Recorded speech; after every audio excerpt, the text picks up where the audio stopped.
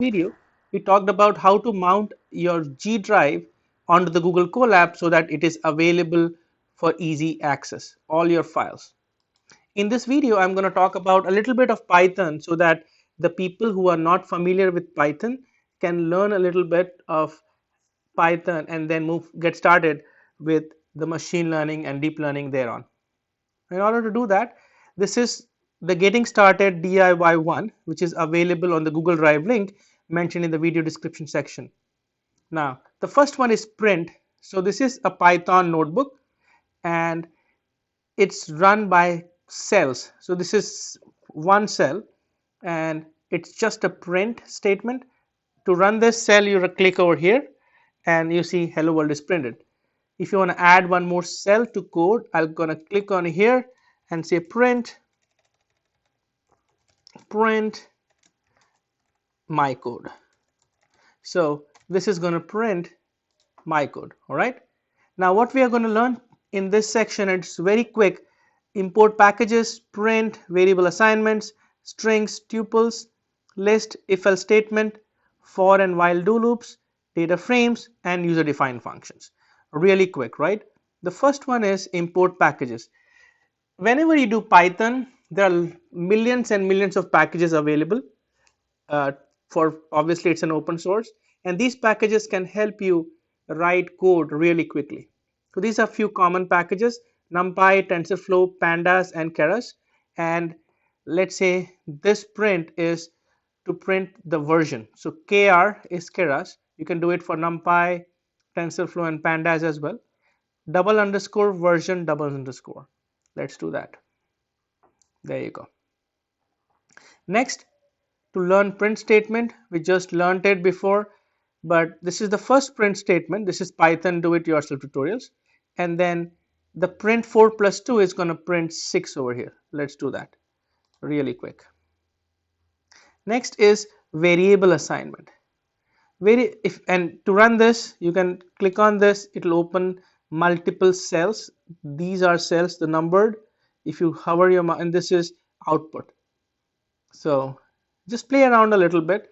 Variable assignment: a equals 10, it's an integer; b equals the decimal float, and c is a string. I'm going to say type of, and you say int, float, and string. Just run it.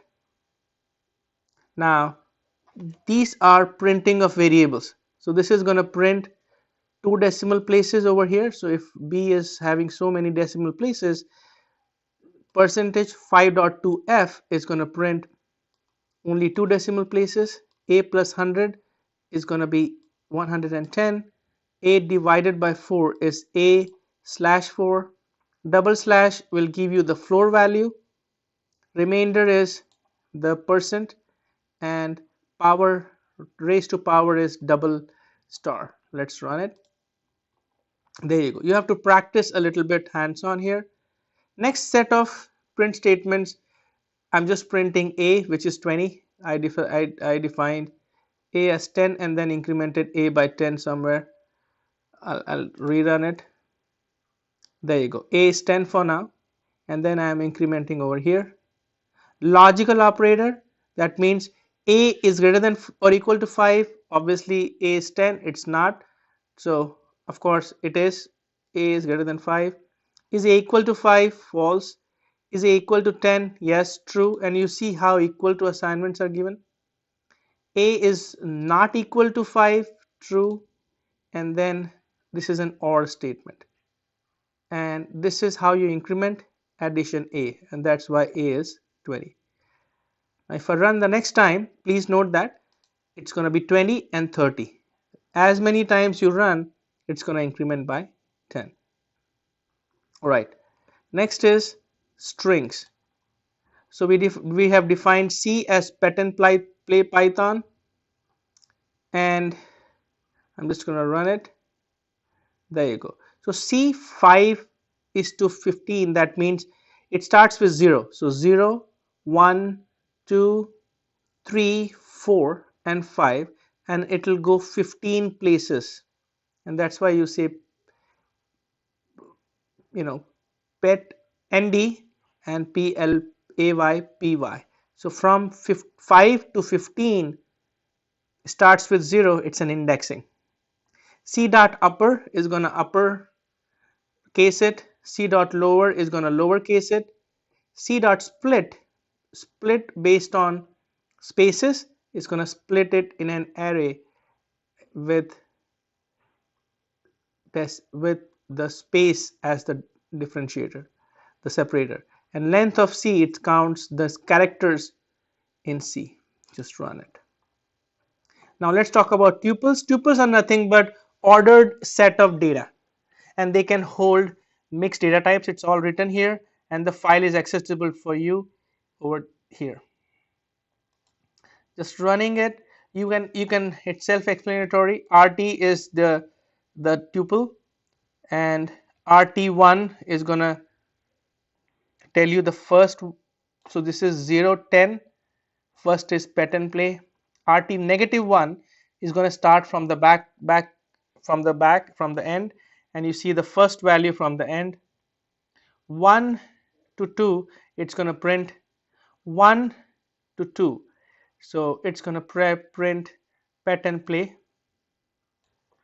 Negative 1 is 42 because again it's from the back, and finally negative 4 to negative 2, you can figure out from here it's pattern play Python and 10. So this is tuple. Tuple is an ordered set of data. Just run it and it's going to run as well. Same as the list. List is just sequence of elements and it can be modified. So you have a list initially. This is a list. I say list.append 74. You see 74 over here at the very end, and then insert on the third position 45. So you see 0, 1, 2, 3 is 45. Always any list tuples data frames start with index 0. You can run list as well. And then for just readability purposes, you can close these ones so that it's easier to read, navigate, and understand. All right, let's talk about if then else statement. It's very simple. There is one small thing here which I just wanted to bring it to your attention.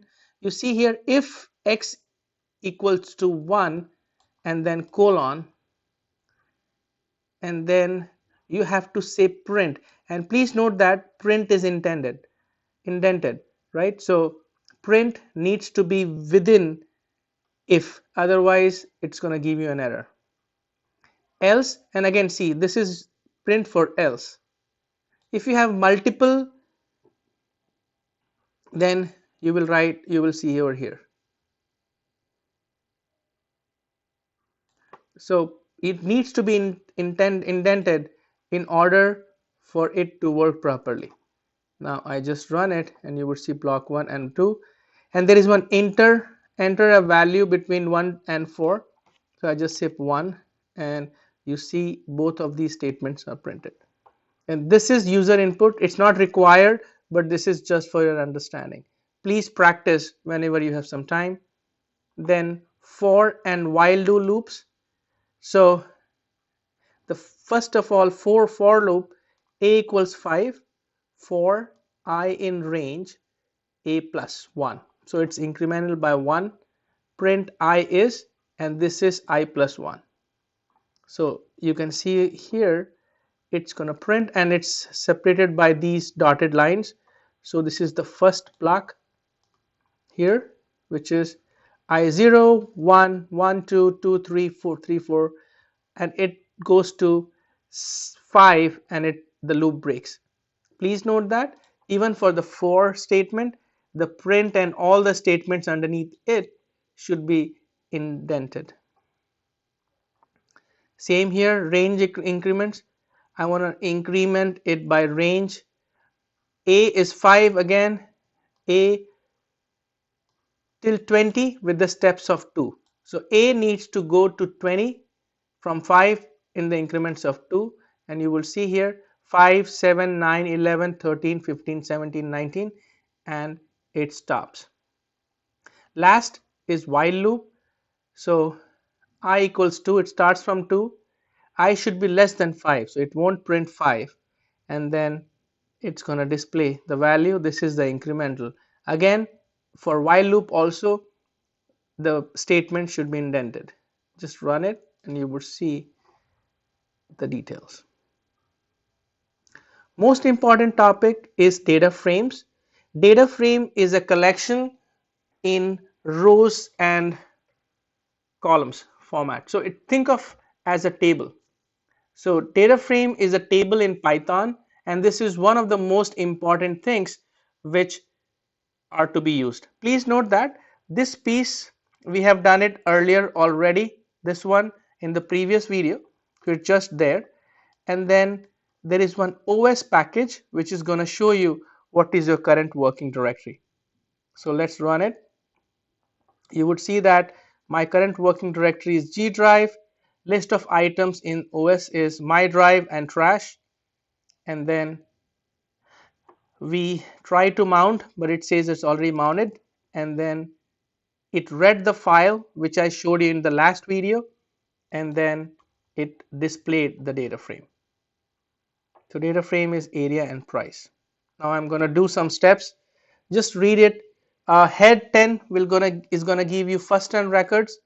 My df tail 10 is going to give you last 10 records of a data frame. My df.shape is going to tell you the number of rows and columns.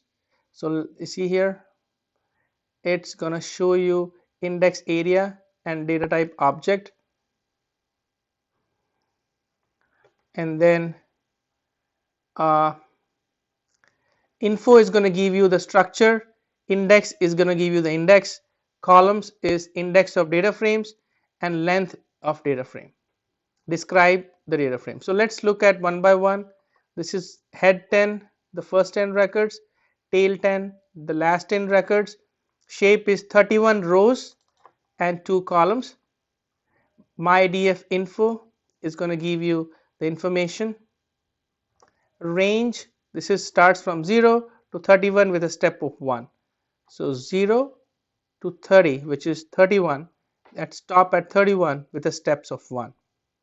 Columns, index is area and price, so area and price are the columns.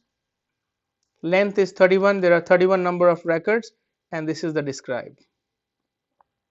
This is how you can work with data frame. Very important, just practice a little bit in this area and you would see lot more clarity.